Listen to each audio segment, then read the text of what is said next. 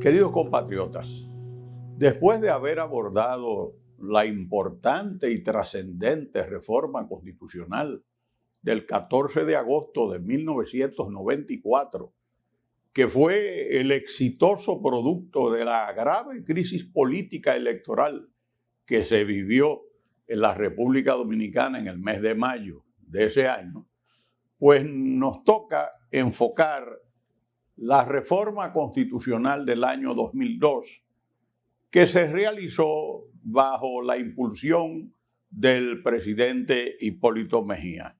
Es importante porque ustedes se darán cuenta el significado que tiene con relación a la reelección presidencial. Por primera vez en la República Dominicana se adopta el sistema norteamericano, es decir, el que está vigente en los Estados Unidos, es decir, 2 periodos y jamás se puede desempeñar esas funciones. Ese fue el esquema utilizado por el presidente Hipólito Mejía en la reforma que la auspició. Inicialmente se había nombrado una comisión integrada por destacadas personalidades del mundo jurídico y se hizo un trabajo importante donde se buscaba la reforma de la Constitución a través de una asamblea constituyente. Finalmente se imprimió el texto y no pasó de ahí, y entonces pues el presidente Mejía pues envió al Congreso Nacional una reforma electoral que fundamentalmente para los fines nuestros, por la importancia que reviste, tocaba lo relativo a la reelección presidencial. El artículo 49 de esa Constitución de 2002, pues reza de la siguiente manera: el poder ejecutivo se ejerce por el presidente de la República, quien será elegido cada 4 años por voto directo. El presidente de la República podrá optar por un segundo y único periodo constitucional consecutivo, no pudiendo postularse jamás al mismo cargo ni a la vicepresidencia de la República. Fíjense bien, aquí se legitima la reelección por un periodo adicional, pero se impone como límite que jamás ese ciudadano que haya sido o se haya postulado 2 veces para la presidencia de la República podrá serlo jamás. Porque aquí dice no pudiendo postularse jamás al mismo cargo ni a la vicepresidencia de la República. Aquí postularse, ya eso significa que gane o no gane, no podía postularse jamás al mismo cargo ni a la vicepresidencia de la República. Esa disposición con variante es la que aparece en la reforma constitucional del presidente Danilo Medina, que en el año 2015 también toca el artículo relativo a la reelección presidencial. Y en este caso, nosotros vamos a encontrar que en el artículo 124 de la reforma constitucional del 2015, que fue auspiciada por el presidente Danilo Medina, en el artículo 124 relativo a la elección presidencial, se dice: el poder ejecutivo lo ejerce el presidente o la presidenta de la República, quien será elegido o elegida cada 4 años por voto directo. El presidente o la presidenta de la República podrá optar por un segundo periodo constitucional consecutivo y no podrá postularse jamás al mismo cargo ni a la vicepresidencia de la República. De manera que aquí hay una similitud, hay una concordancia entre la reforma del 2002 y la reforma del 2015. 15. Ahora bien, nosotros dijimos que íbamos a hablar de la Constitución del 2010. Pero ahí hay que remontarse a un fenómeno político importante. Y es que ese proceso de reformas estuvo rodeado de una serie de acontecimientos que es bueno que ustedes recuerden. Lo primero es que en el año 2006 hay un seminario de reforma constitucional donde se habla de reformar la Constitución. El seminario del año 2006, ese seminario se realizó en el Hotel Santo Domingo, pero en ese momento el presidente Leonel Fernández había ascendido a la primera magistratura del Estado en las elecciones del 2004. Sin embargo, la presidencia del Senado y de la Cámara de Diputados, el Congreso Nacional, estaba dominado por el Partido Revolucionario Dominicano. Y entonces en el 2006 se realiza un seminario auspiciado por el Congreso Nacional y el presidente del Senado era don Andrés Bautista y el presidente de la Cámara de Diputados, don Alfredo Pacheco. El asesor del Senado era el licenciado Carlos Salcedo y el director técnico de ese seminario fue este servidor, Milton Ray Guevara. Entonces, eso se realiza en el Hotel Santo Domingo. Y ahí el presidente Leonel Fernández pronuncia un discurso en el cual él habla de la necesidad de reformar una constitución. Pero en ese momento el control de la Cámara lo tenía el Partido Revolucionario Dominicano. Claro, él asistió porque era un acto institucional de un poder del Estado, el poder legislativo, y aprovechó para esbozar lo que él consideraba como la necesidad de hacer una reforma. Posteriormente, cuando cambia ya la mayoría en el Congreso, se produce lo que se llama el Pacto de las Corbatas Azules, que en realidad fue una declaración conjunta al país en torno a la reforma constitucional, que fue la obra y el producto del presidente Leonel Fernández y del ingeniero Miguel Vargas Maldonado, quien había sido el candidato a la presidencia de la República por el Partido Revolucionario Dominicano en mayo del 2008, y que en realidad era el líder del Partido Revolucionario, aunque no era el presidente en ese momento. Entonces se firmó el llamado Pacto de las Corbatas Azules, que abarcaba unos 7 puntos.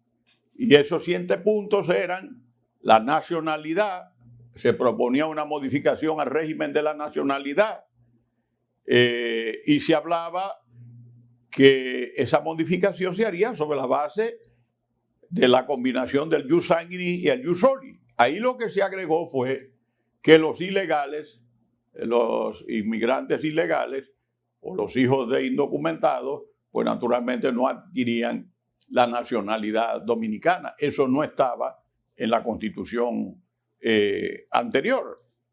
Se congeló la matrícula de los miembros de la Cámara de Diputados, se crearon los legisladores del exterior, los diputados por representación nacional, se unificaron las elecciones pero separadas en meses del año, eran el mismo año, se separaron las elecciones congresionales y municipales, pero en el mismo año. A eso se le llamó la unificación de las elecciones congresionales y municipales. En consecuencia, la de presidente y vicepresidente, representantes legislativos y parlamentarios de organismos internacionales, se programaron para el tercer domingo del mes de mayo. Y las autoridades municipales, solamente las municipales, el tercer domingo del mes de febrero. Eso tenía una gran ventaja, porque el país no se pasaba 2 años para las elecciones municipales y congresuales y 2 años en campaña para las elecciones presidenciales. Todo se hacía el mismo año, pero separadas. ¿Cuál era la finalidad? promover el desarrollo del liderazgo municipal, aquel primer poder del Estado que quería el insigne padre de la patria, Juan Pablo Duarte, que en su proyecto de ley fundamental estableció un cuarto poder del Estado, y el primer poder del Estado era el poder municipal. Impresionado, como ya señalamos en una de nuestras conversaciones anteriores, por el éxito de esa institución, de ese instituto, en España, en Burgos, en Barcelona, en fin, fíjense ustedes, era una gran oportunidad para los electores de adentrarse en el conocimiento de sus candidatos o de sus candidaturas en la municipalidad y así escoger lo mejor que pudiese presentarse por parte de los partidos políticos. Algo también importante que se decidió aquí en ese acuerdo fue trabajar en la modernización, profesionalización e institucionalización de las Fuerzas Armadas y de la Policía Nacional. Ese era el punto 6 del acuerdo. Este acuerdo tenía 7 puntos, ¿verdad? Y fue firmado el 14 de mayo del año 2009 entre el doctor Leonel Fernández Reina, presidente de la República, y el ingeniero Miguel Vargas Maldonado, candidato presidencial en las elecciones de 2008. Ya estábamos en mayo, casi un año después de las elecciones, porque se trataba la firma el 14 de mayo de 2009. Pero aquí hay un punto importante, el 9º. ¿De qué se trata? Dice el 7º. El 7º, aquí hay un punto importante, el 7º, que se refiere a la reelección presidencial.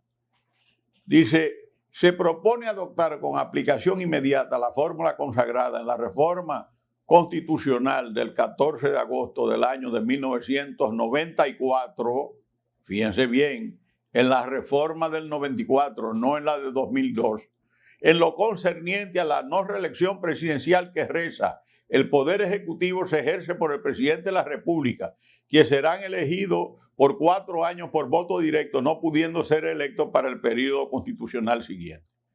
Ustedes se preguntarán, ¿por qué esta diferencia? Yo la puedo explicar porque fui testigo de primera mano de este pacto, de la elaboración.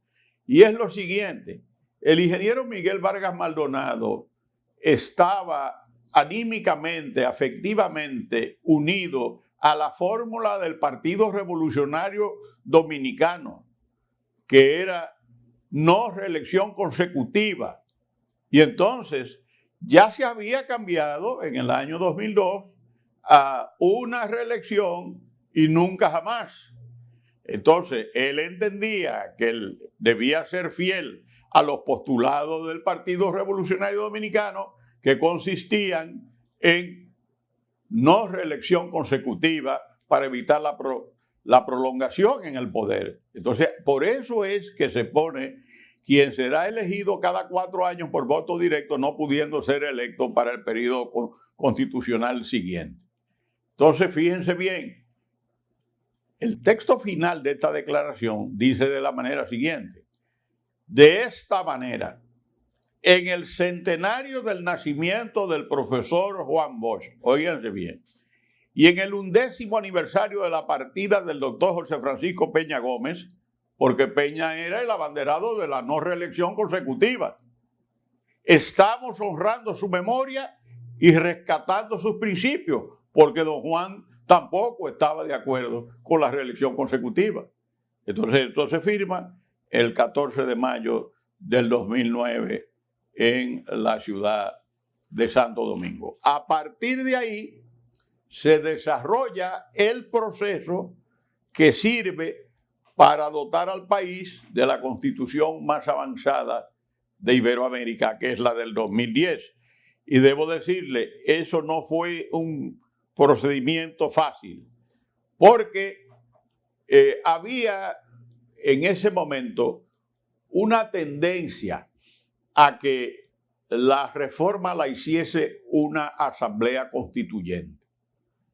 Pero el presidente Fernández y el Partido de la Liberación Dominicana no estaban de acuerdo con una asamblea constituyente y justificaron el hecho en otros ejemplos que se habían producido de reformas en esa época, pero además decían que la Constitución vigente le otorgaba a la Asamblea Nacional la función de proceder a la reforma constitucional. Y ese fue el criterio que se adoptó.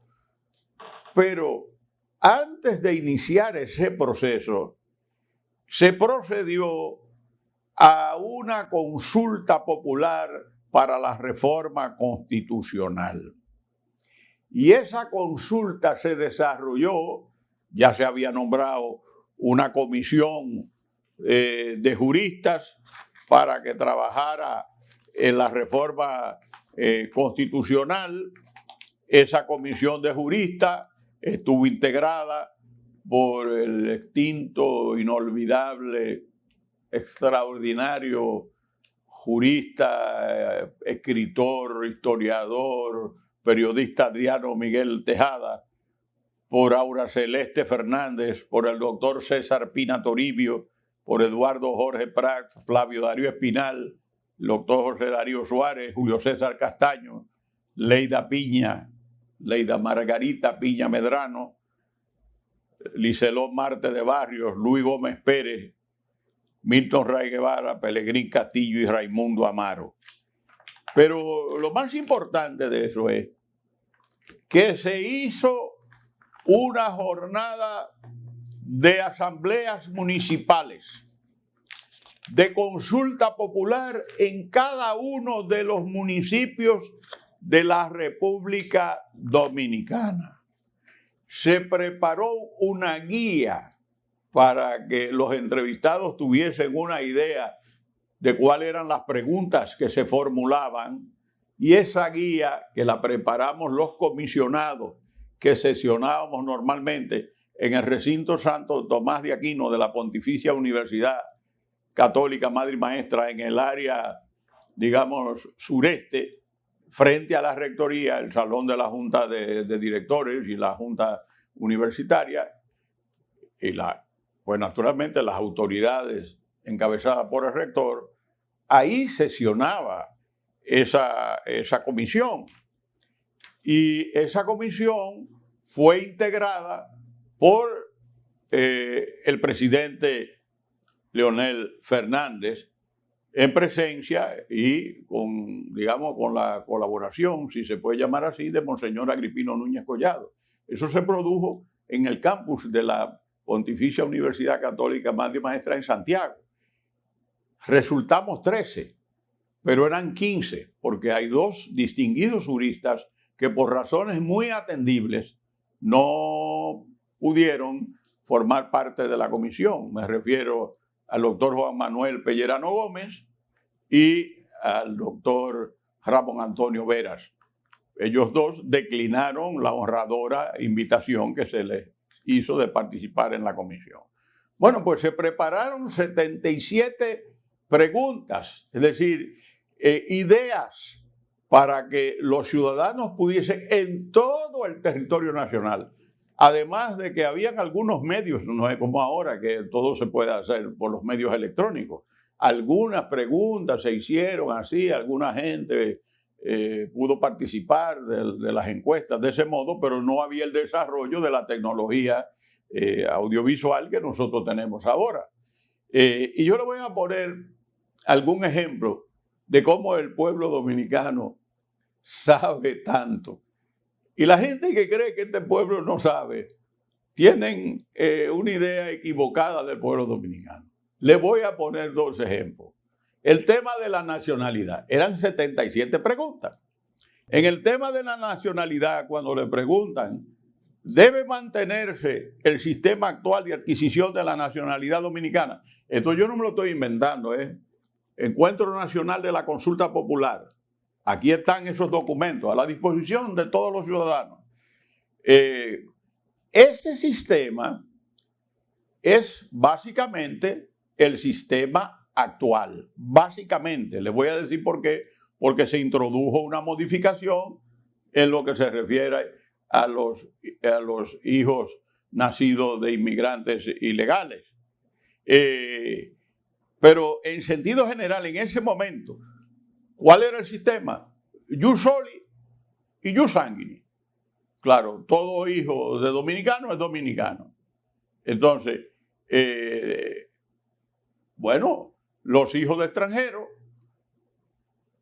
no podían ser dominicanos en aquellos casos en que eran hijos de diplomáticos o hijos de extranjeros en tránsito.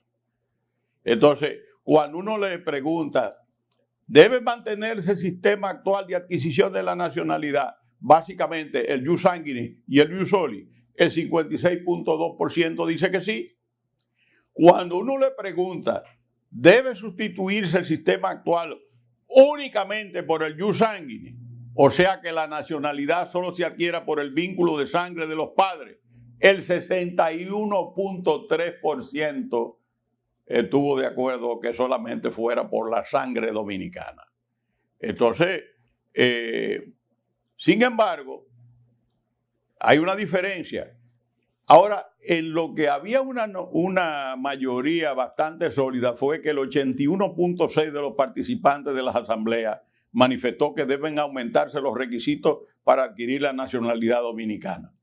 Entonces, otro punto interesante es que así como la Constitución actual establece que una mujer al casarse con un extranjero obtiene la nacionalidad del extranjero, un elevado número de municipios entiende correcto permitir que un extranjero casado con una dominicana también pueda adquirir la nacionalidad de ella, es decir, la nacionalidad dominicana. Claro, esa es la igualdad y así se hizo, para que ustedes vean.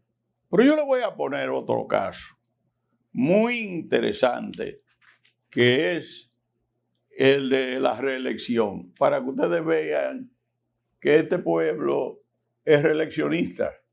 Ha ido variando, pero tiene una idea específica de la reelección.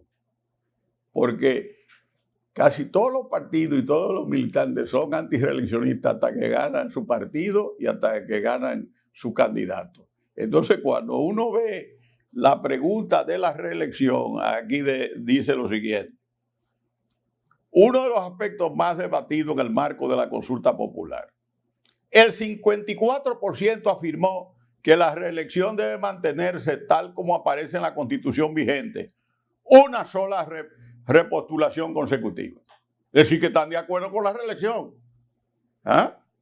Fíjense ustedes, el 54% dice, pero una sola.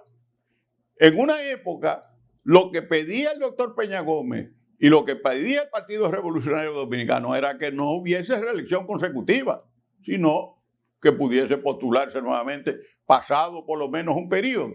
Entonces, fíjense usted, en esa encuesta, el 20.6 prefiere que sea consecutiva o que se deje pasar un periodo, que ahí hay una especie de contradicción. El 12.7 está de acuerdo con la reelección de manera indefinida. Si usted suma el 12.7 y el 54, que está de acuerdo con una reelección consecutiva, usted se da cuenta que el pueblo dominicano es reeleccionista. Y el 6.3 considera que debe prohibirse. Como puede verse en el 87.3, cuando uno lo analiza desde el punto de vista de los municipios consultados, se está de acuerdo con alguna modalidad de reelección presidencial. Ahora bien, para que ustedes se den cuenta que el pueblo dominicano es más inteligente que lo que creen sus dirigentes y sus políticos partidarios, fíjense lo que pasa con el Poder Judicial. Cuando se le pregunta a ellos, y eso se explicaba, ustedes están, les voy a decir cómo es la cosa. Se le pregunta del control constitucional y se le dice, sobre el control de constitucionalidad, el 41.3 consideró necesario crear el Tribunal de Garantías Constitucionales. Oigan bien, el 41% de los encuestados, el 41% del pueblo dominicano, estuvo de acuerdo con el Tribunal de Garantías Constitucionales, que es el Tribunal Constitucional. El 14.3 entendió que la Suprema Corte de Justicia debe mantener su control. Y el 27 planteó que lo haga a través de una sala especializada creada por ley. Fíjense bien, fíjense bien. Ganó el tribunal en primer lugar con el 41.3. La sala después con el 27% y el 14.3 votó porque fuese la Suprema Corte de Justicia que lo haga como tal. El 27 creyó en la sala, pero por debajo del 41. Yo lo que quiero decir con eso, queridos compatriotas, que este fue un trabajo realmente especial, que demandó de mucha entrega, de mucha disposición. Nosotros los comisionados tuvimos que tomar a nuestro cargo, digamos, la supervisión de la consulta popular en un grupo de provincias. A este servidor le tocó honrosamente la provincia de Montecristi. Nosotros tuvimos que visitar todos los municipios de Montecristi, desde San Fernando de Montecristi, Villabaque, Guayubín, todo. Después nos tocó Santiago de los Caballeros. Imaginen esa provincia con todos sus municipios y teníamos que visitar en cada lugar donde se estaba haciendo la consulta, Jánico, Tamboril, Navarrete, San José de las Matas, bueno, todos los municipios de Santiago, Jánico, todo, Sabana Iglesia, todo, nos tocó. Y por supuesto, yo pedí que se me asignara Samaná. La consulta no podía ser de otra manera, mi querido pueblo natal, y entonces fue una gran consulta también que se reunió en el ayuntamiento de Samaná. Y como ustedes pueden ver, los ciudadanos manifestaron su opinión.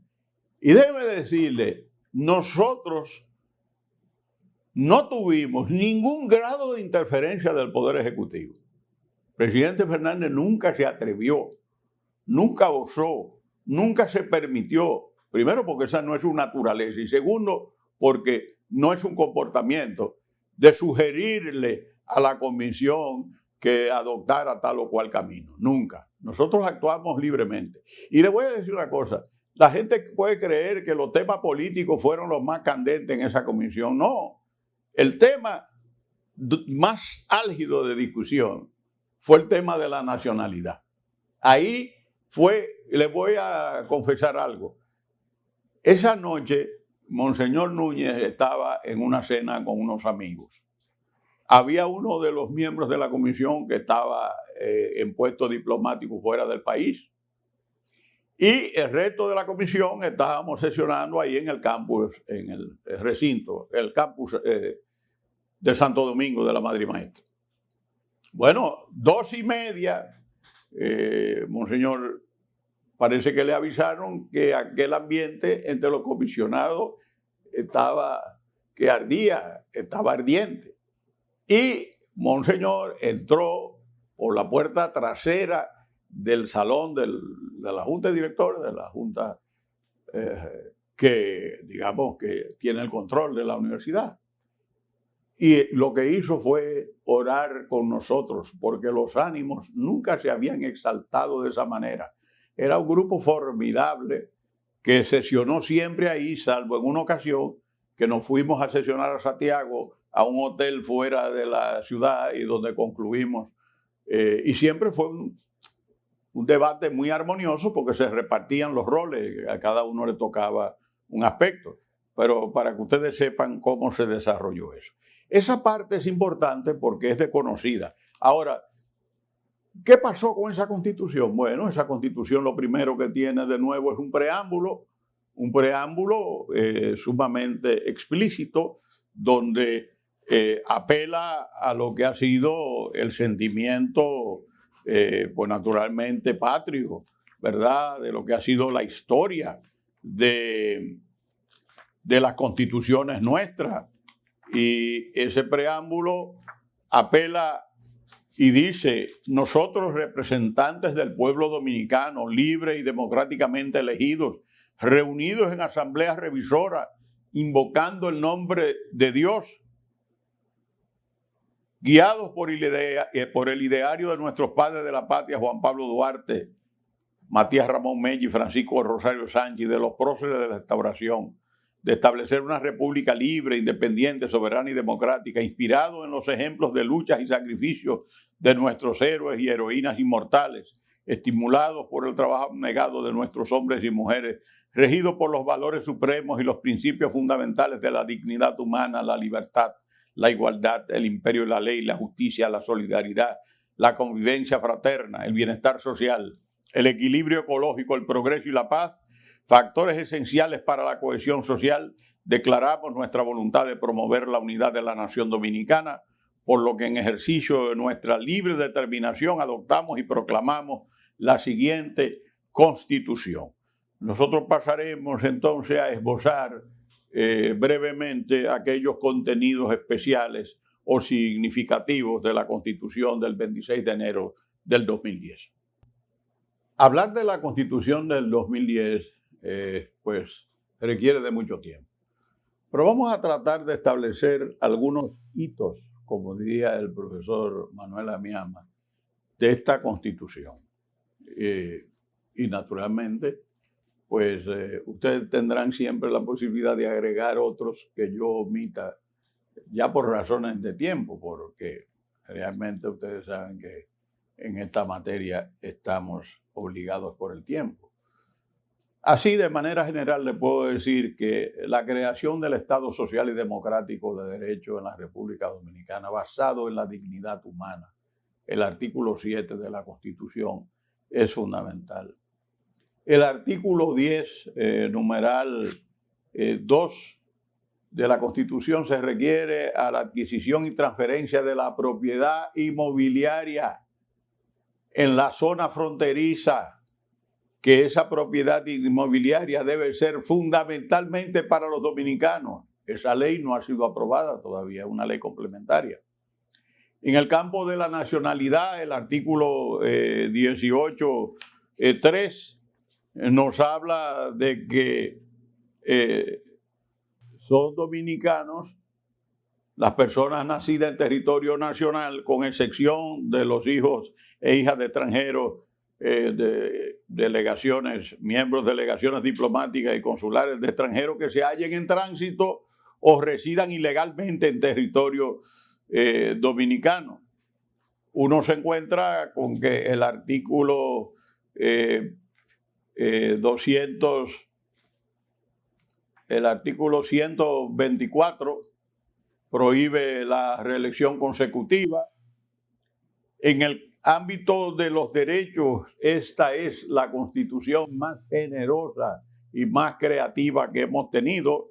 Los derechos civiles y políticos se encuentran desde el artículo 37 hasta el 49. Los derechos económicos y sociales desde el 50 al 69. Culturales y deportivos, que por primera vez se crean en los artículos 64 y 65. Y los colectivos y de medio ambiente, que están en los artículos 66 a 67. Pero no hay derechos sin garantías. Entonces, por primera vez se incluyen las garantías en la Constitución Dominicana. En el artículo 69, la tutela judicial efectiva y el debido proceso. Pues naturalmente el habeas data, el habeas corpus, el amparo, en los artículos 70, 71 y 72 de la Constitución de la República. Se proscribe la corrupción, en el artículo 146. Se crea el Tribunal Constitucional en el artículo 184, el Consejo del Poder Judicial, el Consejo Superior del Ministerio Público, la independencia del Ministerio Público, eso es los 174 y siguientes. Se crea el defensor, la defensa pública y la asistencia judicial para los que están desmunidos. la Defensoría del Pueblo, los mecanismos directos de participación, el referéndum, en fin, la iniciativa legislativa popular. Yo creo que ahí hay una idea general de lo que ha sido considerada la más avanzada Constitución de América. Y entonces vamos a tratar ya en la parte final de nuestro encuentro lo relativo a la reforma constitucional del 2024 en su parte esencial. Queridos compatriotas, así como hay que reconocer que el presidente Leonel Fernández cumplió con su promesa de dotar al país de una constitución que fuese orgullo de los dominicanos y más allá, debemos decir que el presidente Luis Abinader cumplió con su promesa de reformar la Constitución para poner, decía él, algún candado al tema de la reelección presidencial, pero además él hablaba de la independencia del Ministerio Público y otros temas de menor relevancia que fueron adoptados en esa reforma constitucional del 27 de octubre del 2024. Ahí se habló del asunto de juntar las elecciones. Yo creo que eso es un retroceso grande. José Francisco Peña Gómez decía y creía en que las elecciones municipales debían ser el momento especial en que los conciudadanos y municipios expresaran su voluntad, estudiaran los problemas municipales, etcétera, etcétera. Bueno, pero todo eso, recortaron el número de legisladores, de diputados, haciéndole daño a la representación de los pueblos, porque ya no es por número de habitantes, sino por número de electores. En fin, eso se verá después. Lo que sí es importante son dos cosas, a mi humilde entender, de este proceso. La primera es que si bien las bases de la independencia del Ministerio Público las sentó la Constitución del 26 de enero de 2010, no hay duda de que el hecho de que se mantuviese la elección o la designación del Procurador General de la República por el Presidente de la República se podía alegar, cosa que es muy común en otros países, que lo nombre el procurador, que lo nombre el Presidente de la República, el procurador. Se podía alegar que eso le quitaba independencia. En fin, yo creo que la independencia de los servidores públicos está mucho en su conciencia, en su manera de ser, en la preservación de su identidad y de su nombre. No importan las garantías que se den. El que quiere hacer bellaquerías, el que quiere ser corrupto en la administración pública, pues, le pueden poner todas las reglas y siempre hallará la manera de burlarlas. Entonces, la verdad es que efectivamente se le dio mayor independencia al Procurador General de la República, porque en lugar de ser nombrado por el Presidente de la República, este prefirió someter el nombramiento del Procurador General de la República al Senado dominicano. Entonces, por un periodo de 2 años, que puede ser renovable y que nunca exceda el periodo presidencial en el que fue designado. Ahora bien, si ustedes me preguntan a mí qué es lo más importante, además de lo que yo acabo de señalar, de la independencia, no del Ministerio Público, sino del Procurador General de la República, porque de hecho, en la Constitución del 2010, el Presidente de la República solo podía nombrar al Procurador General de la República y 6 o 7 adjuntos. Los demás eran nombrados por el Consejo Superior el Consejo Superior del Ministerio Público. Además, todos los demás fiscales eran nombrados por ese consejo. Quiere decir que el Poder Ejecutivo solo intervenía en el Procurador General y en 6 o 7 adjuntos. Entonces, bueno, eso se hizo. Ahora el procurador, les acabo de comentar cómo es electo. Ahora, lo más importante para mí es el 268. Ese artículo 268 es el que establece siempre la forma de gobierno, pero lo establece como una cláusula pétrea. Porque si ustedes se dan cuenta, ya al inicio de la Constitución, aquí se dice claramente al principio de la Constitución que el gobierno será civil, republicano, democrático y representativo. El gobierno de la nación, dice el artículo 4. Ahora, aquí en el 268 decía, ninguna modificación a la Constitución podrá versar sobre la forma de gobierno establecida en el artículo 4 de esta Constitución, que deberá ser siempre civil, republicano, democrático y representativo. Yo les acabo de decir que ese principio está contenido en el artículo 4 de la Constitución sobre el gobierno de la nación y la separación de los poderes. Pero ¿qué ha pasado? Aquí se incluyó en lo que se llama una cláusula pétrea, porque eso de que no se podía modificar la forma de gobierno es una cláusula pétrea. ¿Qué significa cláusula pétrea? Que es inmutable, que no se puede cambiar, y pétrea viene de piedra, de ferragoso, de algo que no se puede desbaratar fácilmente, inmutable, no se puede cambiar. No se puede cambiar por los procedimientos de cambio normales de los artículos de la Constitución. Solo se podría cambiar por una asamblea constituyente elegida expresamente para dotar al país de una nueva constitución o para cambiar determinados textos o a través de un golpe de Estado a la Constitución, que es una infracción, que es una subversión al orden constitucional que está condenada por la propia Constitución en el artículo 73. Nulidad de los actos que subviertan el orden constitucional. Son nulos de pleno derecho los actos emanados de autoridad usurpada, las acciones o decisiones de los poderes públicos, instituciones o personas que alteren o subviertan el orden constitucional y toda decisión acordada por requisición de las Fuerzas Armadas. Ahí está claramente. No se puede cambiar la forma de gobierno. Ahora bien, ¿qué se agregó? Se agregó: tampoco podrá versar sobre las reglas de elección presidencial establecidas en el artículo 124 de la Constitución.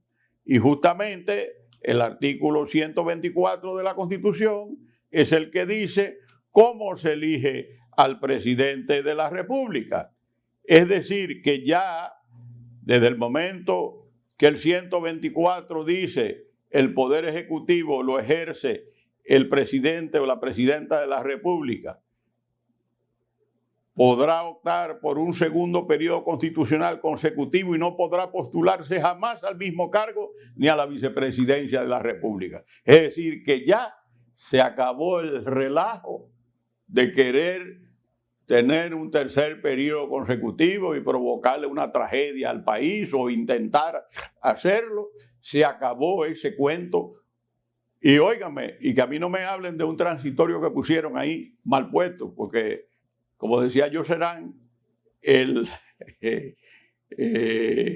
derecho conduce a todo a condición de salir. El derecho conduce a todo a condición de salirse de él, diciendo que excepcionalmente esta reforma no iba a ser objeto de referéndum, pero por Dios, el referendo aprobatorio lo dice el artículo 272, cuando hay algo que tenga que ver con derechos fundamentales, con deberes, con el ordenamiento territorial y municipal, con el régimen de la nacionalidad, la ciudadanía, el régimen de la moneda, el procedimiento de reforma de la Constitución. Pero ¿qué tiene que ver esa cláusula pétrea con el artículo 272? Como ustedes pueden ver, queridos compatriotas, hemos tenido una historia bastante rica, bastante incidentada, con lecciones,